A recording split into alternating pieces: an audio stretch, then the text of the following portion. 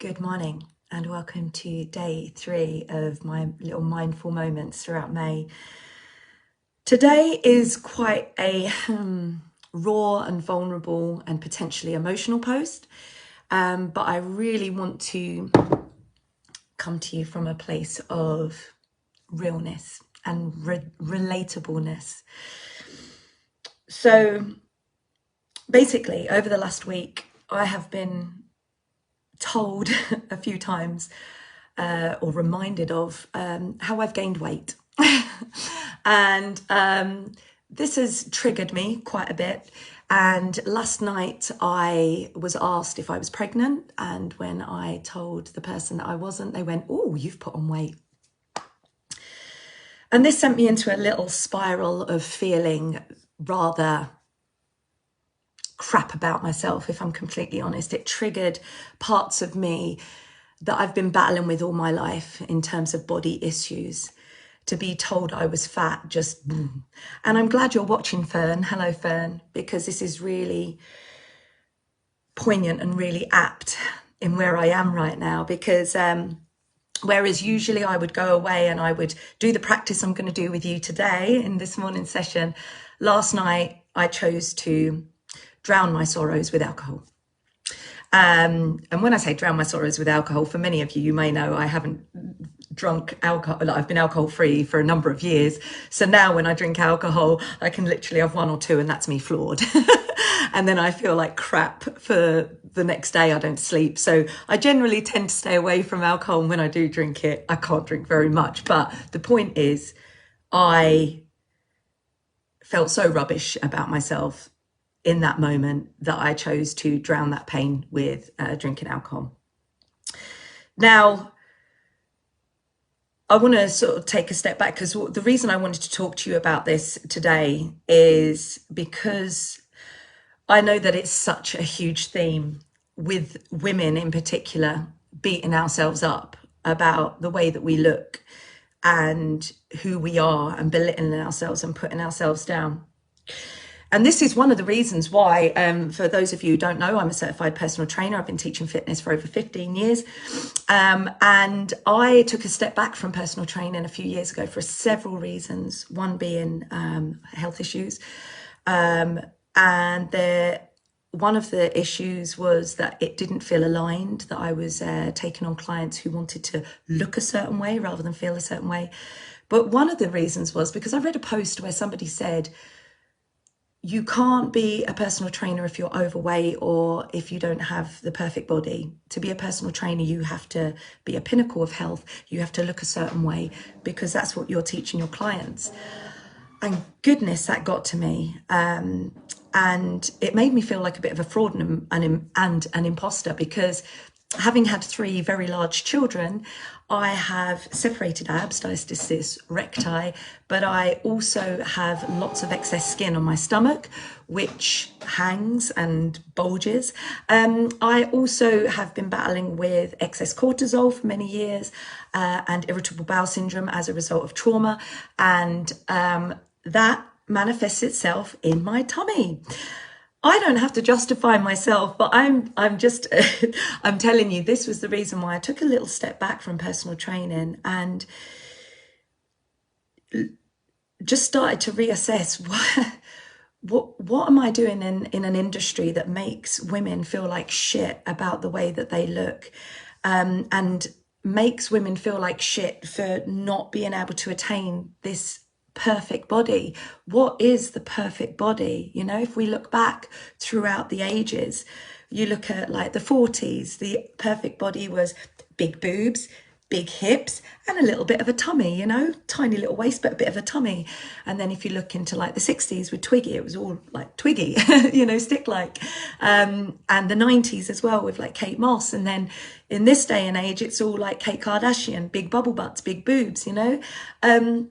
The beauty standard changes, so it changes all the time. If we are constantly trying to be perfect, we will live in a constant state of feeling like crap because it's unachievable. As women, our weight is meant to fluctuate. It fluctuates throughout the month. It changes like the seasons, and it's meant to do that. as women, we are not meant to have six-pack abs. It's not healthy or sustainable for women to have six-pack abs. And for us to constantly achieve that, we will have to sacrifice so much in our life, including happiness and our mental and emotional well-being. I refuse to do that. And so in my stepping back from personal training, I started to look at what is more important. Is it me, you know, pushing myself to the brink of exhaustion and illness, which I was doing, to have this perfect body, or to starve myself to, or eat, you know, count calories all the time? It's not sustainable and it's not healthy. And this is why now as well, I refuse to take on personal training clients that want to look a particular way. It doesn't align with my values. For me, I want to help women to love themselves so much from the inside out that their external appearance is of like minimal importance. So anyway, this is what triggered me last night and sent me into this little spiral. And this isn't the first time that I've had my body commented on. You know, I've spent a lifetime battling against my body. And it's only been in these last few years that I've really started to befriend, love, and trust my body. And I want to share this with women, other women. But I recognized last night that one of the reasons that I decided to drink alcohol was to quieten down the inner critic, that voice in my head that was going, oh God, Terry, you're so disgusting and fat. Oh, you know, how can you go on camera every day and show yourself when, you know, you're not the perfect or ideal shape, and just all these horrible voices started coming in. And I would like to take you through a little exercise now to help you identify those inner critic, those voices that come in, and to find some self-compassion and to give yourself some love, rather than battling with yourself the whole time. So for this, and I'm going to make a note, I invite you to find a picture of yourself, your younger self preferably. So for instance, me, I'm going to turn my camera around. I've got this picture of me. I hope you can see it. That's me when I was about 5 years old. And I keep her on my safety station. This is my safety station that I'm talking to you from now. So I'd like you to get a picture of yourself as your younger self. And I just want you to take a few moments, just wherever you are, to close down your eyes and to bring your attention to your breath. So we're going to drop out of this monkey mind and where our inner critic lives. And we're going to follow the breath and just notice your inhales and your exhales. And just follow your breath, follow it into your body, noticing where it lands within your body.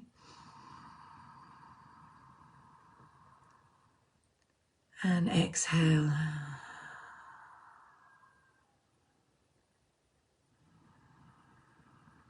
And over the next few inhales and exhales, I want you to identify some areas in your life where you allow for your inner critic to come in and belittle you and make you feel bad. And we're not going to stay too long here because I understand how intolerable it is. So for me, I'm choosing this inner critic that tells me that I'm not beautiful, that I am fat, that I'm unattractive, that I'm an imposter who can't possibly teach personal training or fitness because I don't have this perfect body by society standards.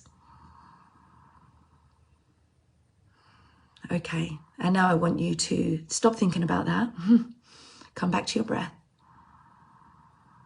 Breathe in into your belly and your chest, seeing if you can inflate your belly and your chest with your inhale. And with your exhale, just seeing if you can soften and relax your body.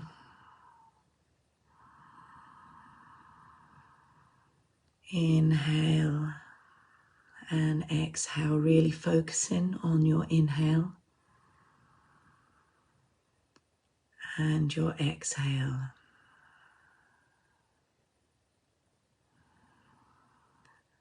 And now I want you to take that photo of yourself as a child.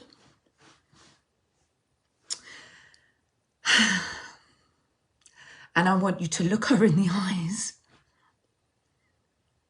And I want you to see those awful things that you allow for your inner critic to say to yourself. Could you say them to your younger version of you? And sometimes, you know, sometimes I envision if you don't have children, this won't work for you, but sometimes I envision that one of my children was in front of me and they were approaching me with the same issue, the same dilemma that I self-critique myself on. And they're standing in front of me and they're saying, Mum, I feel ugly. I feel unattractive. I feel not good enough in this world. Would I turn around to them and say, you're ugly, you're disgusting, you're worthless, you're an imposter, how can you show your face in public? No, you wouldn't say that to them. You wouldn't. So let's take a deep inhale and a long exhale. And I'd like you to soften your gaze and really look into the eyes of your younger self and ask them, what do they need to hear? What do they need?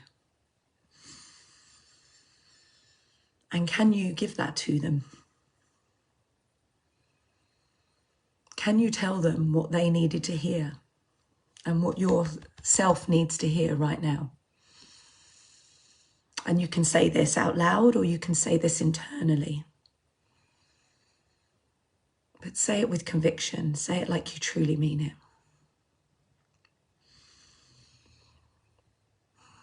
I hear you. I see you. You matter. Your emotions are valid. You belong in this world. You are lovable.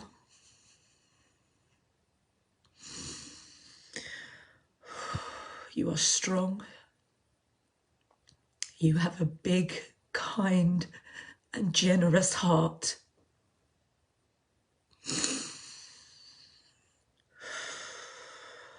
You are beautiful inside and out.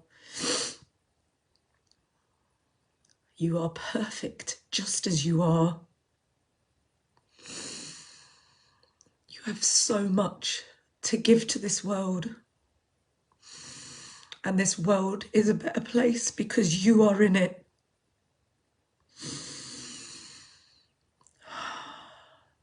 You are perfect. I love you.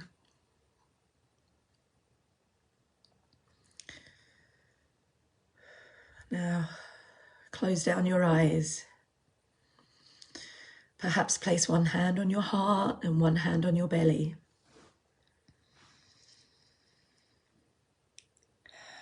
Breathe into your hands.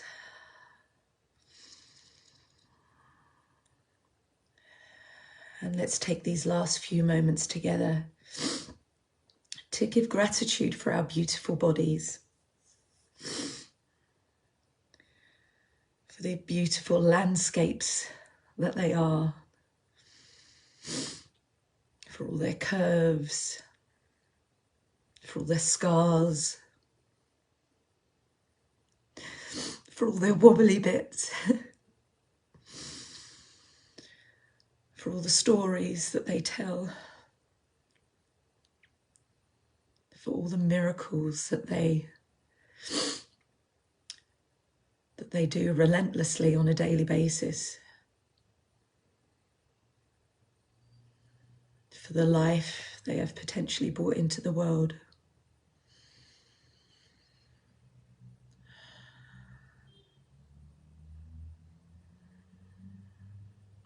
Give gratitude to your beautiful body.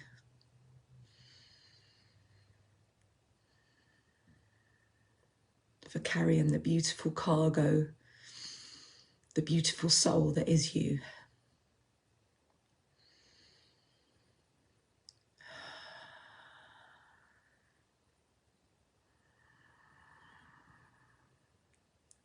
And when you're ready, you can open your eyes. And my invitation to you for the rest of the day is anytime you hear that inner critic, is to just come back into your body and see if you can gift yourself some self-compassion. Give yourself some love, some acceptance at the very least. We're all doing the very best we can with what we have. So start focusing on all the brilliant and beautiful and wonderful things that make you you. And let's celebrate that. And I also invite you to write down 5 things that make you uniquely beautiful, wonderful you today. And perhaps share them within the group, yeah? Be big and bold and brave about what makes you fucking incredible. Because we all are in our own weird and wonderful ways. Anyway, there we go. That is my rather vulnerable and emotional post for today, but I really hope it resonates with you, and I hope that you're able to give yourself the self-compassion and love that you need and deserve. And now I'm going to go to my cards, my beautiful cards. I'm going to shuffle them up. And I'm going to choose one for us for today. Let's have, oh my goodness. Oh, hang on. Actually 2 have just jumped out at me, so I'm going to read you 2. Oh, okay. Oh, wow. They're really apt. Okay. Okay, so we've got the Raven of Reflection, who says, oh, this one's deep. Your happiness right now depends solely on you. Don't put that power in someone else's hands.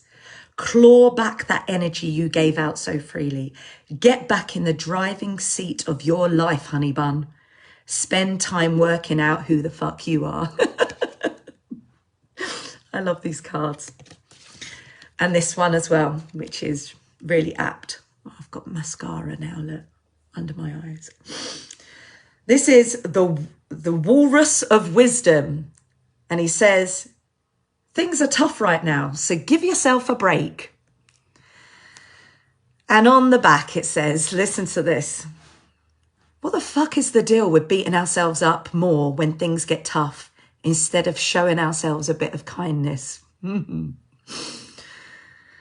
Like, are we in a fucky upside down world in our heads? The gentle wisdom of Walrus says, tap into your heart, not your head. There you will find some warm, huggy love for yourself. And on that note, let's finish by taking our hands, wrapping them around our beautiful shoulders, and just giving ourselves some freaking love.